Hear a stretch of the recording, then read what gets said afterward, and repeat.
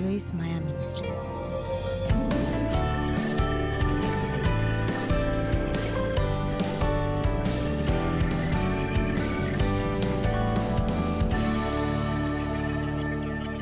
Nina ujumbe mfupi kwako uitwao una kile kinachohitajika.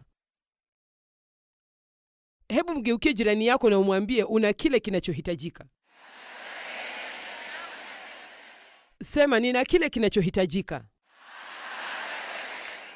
Wajua, hofu ya kupungukiwa pengine ni mojawapo ya hofu kubwa sana walionayo watu. Hebu tuseme tena tu, hofu ya kupungukiwa, hofu kuwa hatujajitosheleza kwa jambo. Fikra kama vile mimi siwezi, sina, na fikra zingine kama hizo hutuzuia kujua kweli sisi ni kina nani katika Kristo. Kwa kweli tunapaswa kujua tofauti baina ya sisi ni nani na sisi tumefanya nini, kwa sababu ikiwa wewe umemwamini Kristo, wewe ni zaidi ya makosa unayofanya. Tuna utambulisho wa kuwa ndani yake, na kila kitu alicho nacho hata sisi tunacho. Ni chetu kwa uhalali na haki, kiko ndani yetu kupitia kwa kuzaliwa tena, na tuko kwenye mchakato wa kukitekeleza kila siku katika maisha yetu. Ni sawasawa na kusema kwamba tunakuwa kile tulicho tayari. Tunakuwa kile tulicho tayari, lakini tuko hivyo huku tukijaribu kuwa hivyo. Amen. Kwa hivyo kuna vitu vingi tulivyo navyo ambavyo hatuamini kabisa kuwa tunavyo, kwa sababu tunangoja kuviona, na Mungu anataka tuamini kwanza kisha tuone. Hofu ya kupungukiwa. Kila wakati Mungu atatupa kile tunachohitaji ili kufanya yale anayotuagiza tufanye, ikiwa tutajifunza kukubaliana naye. Mungu anaposema ninacho, basi ninacho. Mungu anaposema mimi ni, basi kwa hakika mimi ni. Haijalishi navyohisi au navyofikiria, haijalishi hata navyosema mtu mwingine yeyote. Ikiwa Mungu amesema ninacho, basi ninacho. Kila mtu sema ninacho. Sasa Petro wa pili sura ya 1 mstari wa 3. Kwa uwezo wake wa kimungu, Mungu ametujalia mambo yote tunayohitaji ili tuishi maisha ya kumcha Mungu, kwa kumjua yeye aliyetuita tushiriki utukufu wake na wema wake yeye mwenyewe. Wajua, neno utukufu linamaanisha udhihirikaji wa mambo bora zaidi alionayo Mungu. Nataka tuangalie maandiko hayo tena. Kwa uwezo wake wa kimungu, kwa neema na huruma zake, Mungu ametujalia mambo yote, ametutunukia mambo yote. Hebu sema mambo yote tunayohitaji ili tuishi maisha ya kumcha Mungu. Hiyo ina maana kuwa Mungu amenipa kila kitu ninachohitaji kuishi maisha bora zaidi nayoweza kuishi. Na alifanya hivyo kwa sababu yeye ni mwema, sio kwa sababu mimi ni mwema. Kila mtu na aseme ninacho. Yohana 16:15. Vyote. Hebu sema vyote. Vyote alivyo navyo Baba ni vyangu. Mungu wangu.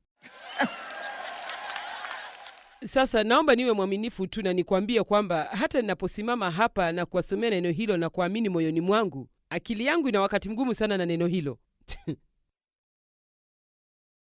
Na ninaamini kabisa, lakini akili yangu ina wakati mgumu. Sasa cha muhimu ni kuwa tujifunze kuishi kulingana na mioyo yetu badala ya akili zetu.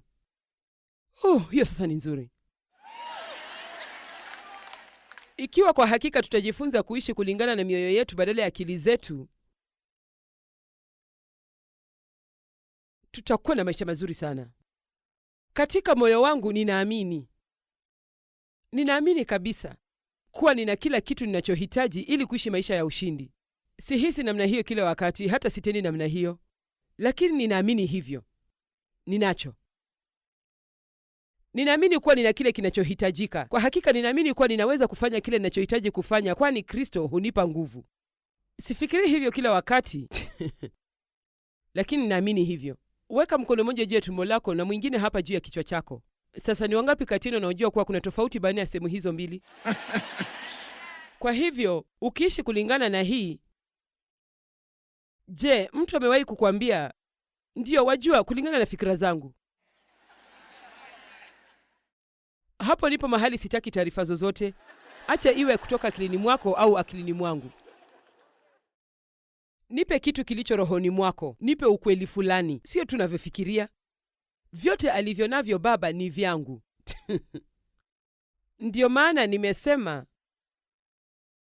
kuwa huyo Roho atawajulisheni yale atakayopata kutoka kwangu. Sasa Yesu anasema vyote alivyo navyo Baba ni vyangu na ninawapa nyinyi. Kila mtu sema ninacho. Lakini sasa tukizingatia tafsiri hii ya Amplified, anasema Roho Mtakatifu atawajulisheni vitu hivyo. Na ninapenda sehemu hii, na kwamba atawasambazia. Sasa ili mtu yeyote afaulu kusambaziwa, sharti uwe na kipokezi kwa upande mwingine.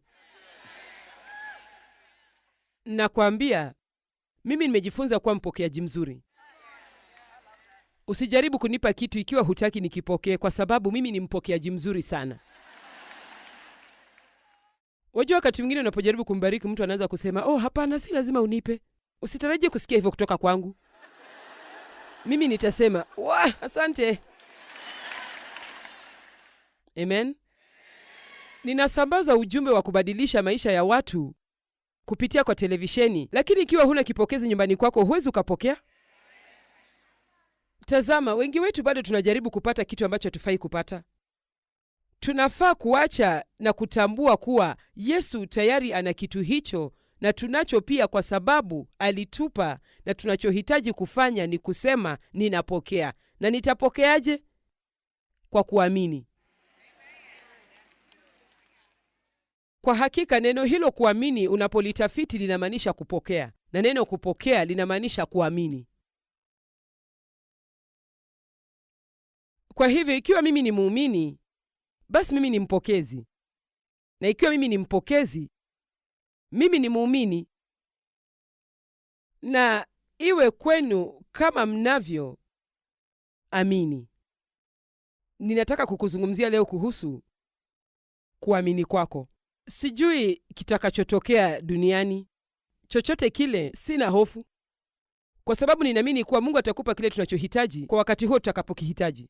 Sijui, pengine hakutatokea chochote isipokuwa mambo mazuri, lakini isipotokea hivyo, tayari nina hamu akilini mwangu. Jamani, Biblia inasema katika Wakolosai 3 kuwa na hamu. Kwa hivyo tayari nina hamu. Ndiyo Mungu, natumai nitapata kila kitu ninachotaka, lakini ikifanyika kuwa nisipate vitu hivyo, tayari nimeamua kuwa nitakuwa na furaha.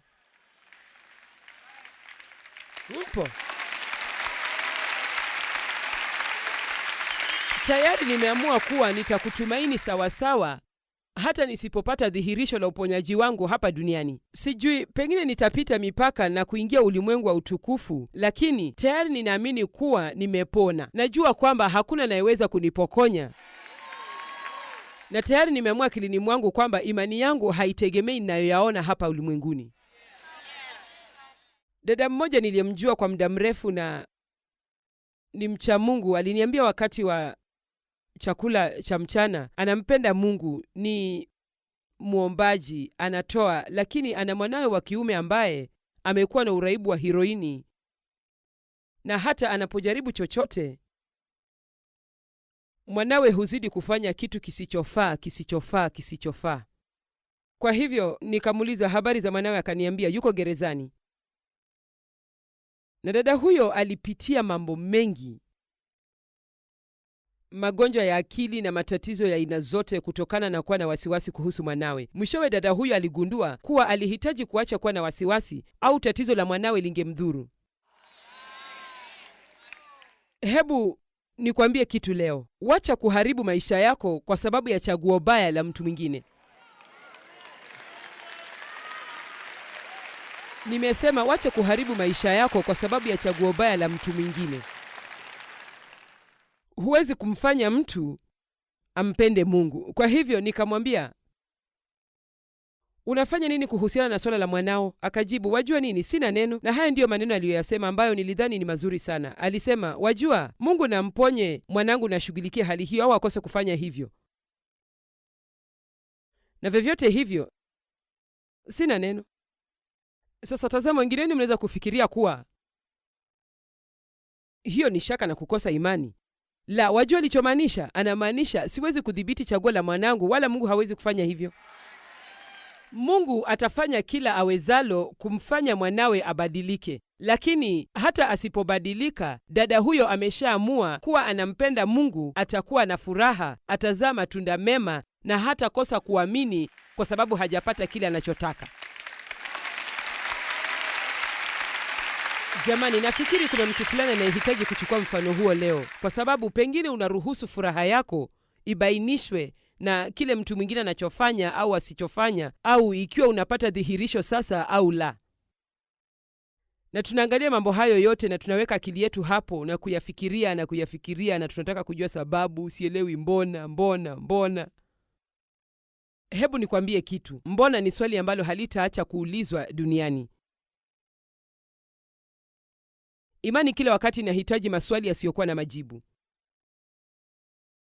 Ikiwa tutakuwa na imani kwa Mungu, kila wakati kutakuwepo na kitu ambacho hatukielewi.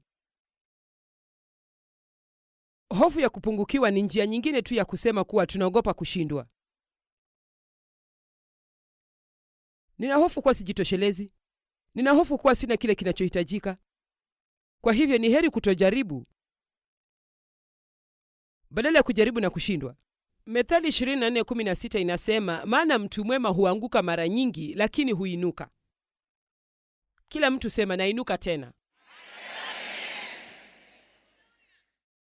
Lakini mtu anayejitambua vizuri ndani ya Kristo, yani unajitambua kwa kweli ndani ya Kristo, haitegemei hisia zako. Wajua, wakati mwingine mimi huja hapa juu na kuhisi upako mkubwa. Yani nahisi tu kwamba niko ndani ya Roho, lakini wakati mwingine mimi huja hapa mbele na kuhisi kana kwamba kuna nini? Jameni, nililazimika kuondokana na hali hiyo. Lazima nijue kuwa nimeteuliwa. Lazima nijue kuwa nimeitwa na Mungu. Ni lazima nijue mimi ni nani katika Kristo, na sio akili inayojua, bali ni moyo. Na iwe kwenu kama mnavyoamini.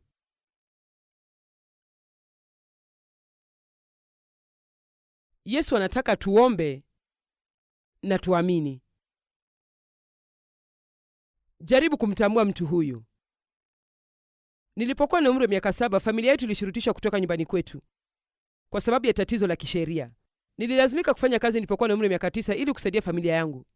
Katika hali hiyo ya kuwa mvulana mdogo mwenye haya, mamangu akafariki. Nilipotimia umri wa miaka 22, nikafukuzwa kazi yangu kama muuzaji dukani. Nilitaka kwenda kwenye chuo cha sheria, lakini masomo yangu hayakuwa mazuri sana. Nilipokuwa na umri wa miaka 23, nikakopa pesa kuingia kwenye ubia katika biashara ndogo. Baada ya miaka 3, mbia wangu akaaga dunia na kuniacha na deni kubwa lililonichukua miaka mingi kulipa.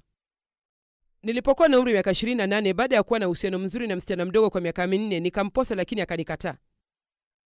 Nilipokuwa na miaka 37, katika jaribio langu la 3, mwishowe nikateuliwa kwenye kongamano la Marekani. Miaka 2 baadaye, nikawania tena na nikakosa kuteuliwa. Wakati huo nilikuwa na tatizo la kiakili. Nilipokuwa na miaka 41, mwanangu wa kiume wa miaka 4 akafariki, jambo lililoongeza huzuni kwa ndoa ambayo tayari haikuwa na furaha. Mwaka uliofuata nikapigania kiti kwenye ofisi za ardhi na kushindwa. Nilipokuwa na umri wa miaka 45, nikawania useneta na nikashindwa. Miaka michache baadaye nikawania kiti cha naibu wa rais na nikashindwa. Nilipokuwa na umri wa miaka 49, nikawania useneta tena na nikashindwa. Nilipokuwa na umri wa miaka 51, nikateuliwa kama rais wa Marekani. Mimi ni nani? Jina langu ni Abraham Lincoln.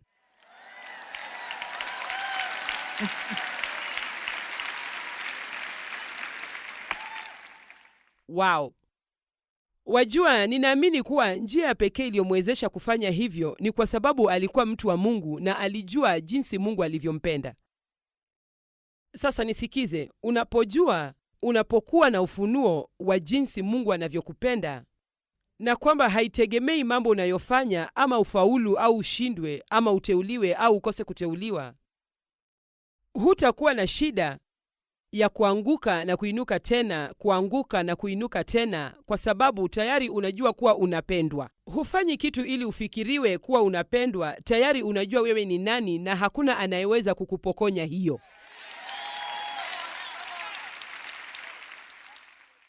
Wajua kilicho muhimu sana ni kile unachofikiria juu yako kuliko kile anachofikiria mtu mwingine kukuhusu. Sifa yetu mbinguni ina umuhimu sana kuliko sifa yetu huku duniani. Sijui wewe, lakini mimi nataka kuwa maarufu mbinguni. Hiyo ni muhimu zaidi kuliko kuwa maarufu hapa duniani. Yohana wa kwanza 4:18. Tumekuwa tukizungumzia hofu wikendi nzima, lazima tuangalie maandiko haya. Palipo na upendo hapana uoga. Hofu haidumu.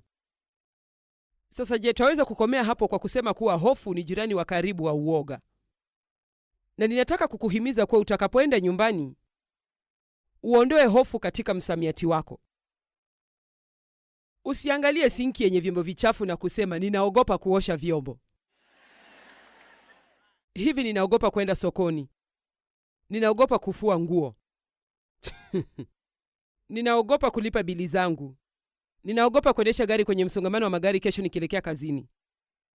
Usikae hapa na kufikiria ninaogopa kwenda nyumbani. Najua wengine wenu tayari mnafikiria ibada hii imekuwa ya ajabu sana, ninaogopa kwenda nyumbani.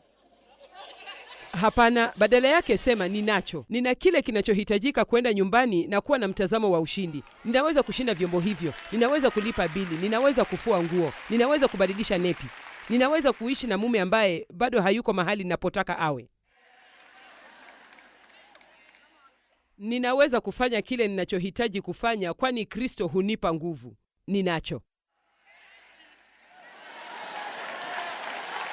Jamani, msinifanye nikaja hapo chini.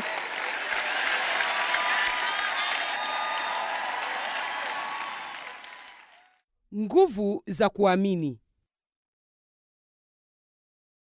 Nitazame nikwambie jambo, unaweza kuamini kile unachotaka kuamini.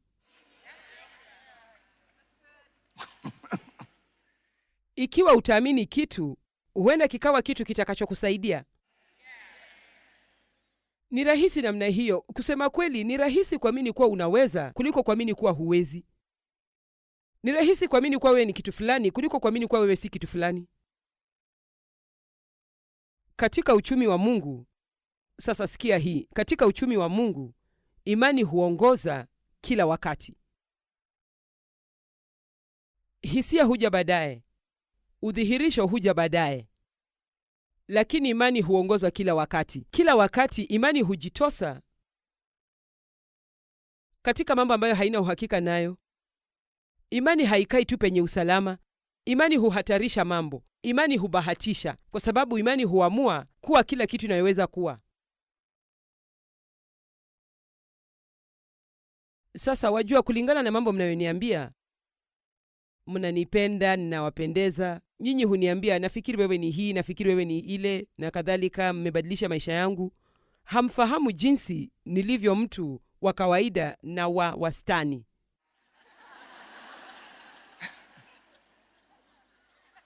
Yaani ninaweza kuwa nikitembea huku na kule na mtu fulani aje kwangu na kusema, "Wewe ni Joyce Meyer." Kisha nijibu, "Ndio, mimi ni Joyce Meyer."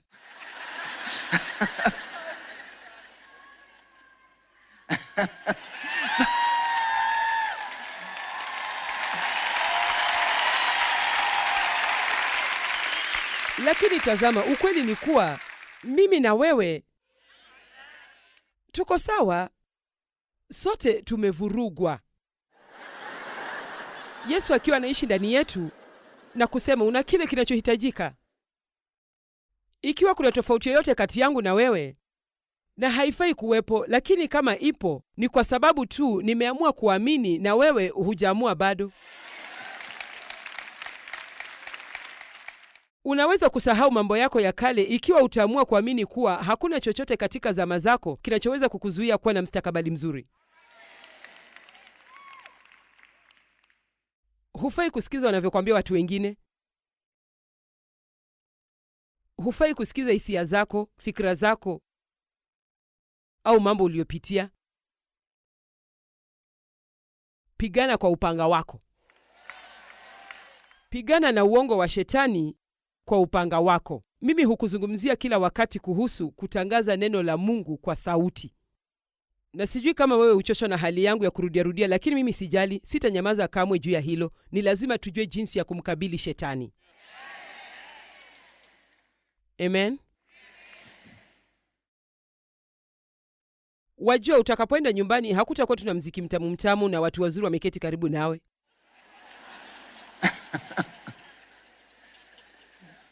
Na kusema kweli, utaenda nyumbani na kupata baadhi ya mambo yale yale mabaya uliyoyaacha. Huwezi kutumia nguvu zako za kiajabu kubadilisha kila kitu.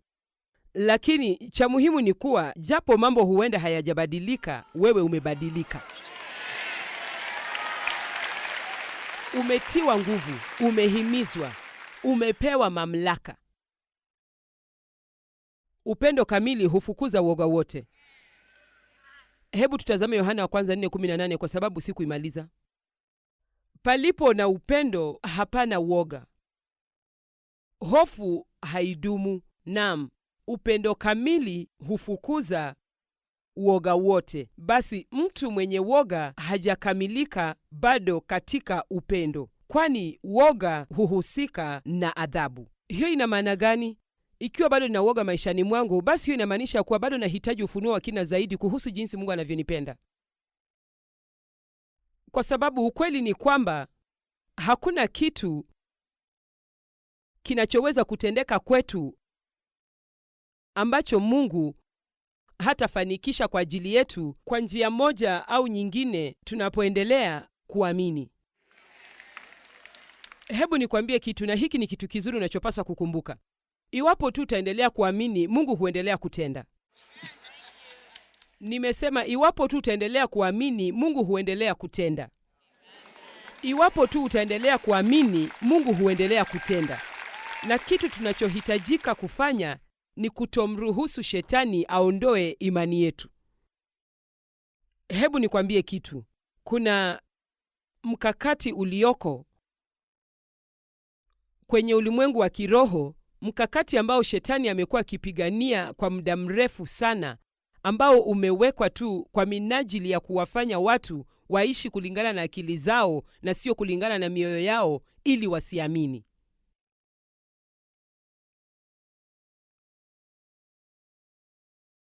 Kila kitu kinawezekana kwa wale wanaoamini. Mungu anahitaji tufanye kazi gani? Yohana 6:29 inasema, Yesu akawajibu, hii ndiyo kazi anayotaka Mungu muifanye, kumwamini yule aliyemtuma. Ninaipenda hiyo. Ujumbe huu ulikuwa unaendelea akilini mwangu kila wakati. Unataka nifanye nini? Mungu, unataka nifanye nini? Unataka nifanye nini? Nilifikiria kuwa hali yangu ingekuwa bora iwapo ningejua kitu nilichofaa kufanya. Je, mnanisikia? Kisha kungekuwa na shetani mdogo anayepiga kelele masikioni mwangu. Utafanya nini? Utafanya nini? Utafanya nini? Utafanya nini? Utafanya nini? Kisha marafiki zangu nao wangekuja na kusema, sasa utafanya nini? Utafanya nini? Wajua, hatuishi kwa sababu ya kitu tutakachofanya, tunaishi kutokana na kitu tulichofanya tayari. Mpo? Yesu alisema yametimia. Kitu muhimu sio kile ninachohitaji kufanya. Ndiyo, mimi hufanya mambo, lakini sifanyi hivyo ili Mungu anipende. Mimi hufanya mambo hayo kwa sababu tayari Mungu ananipenda.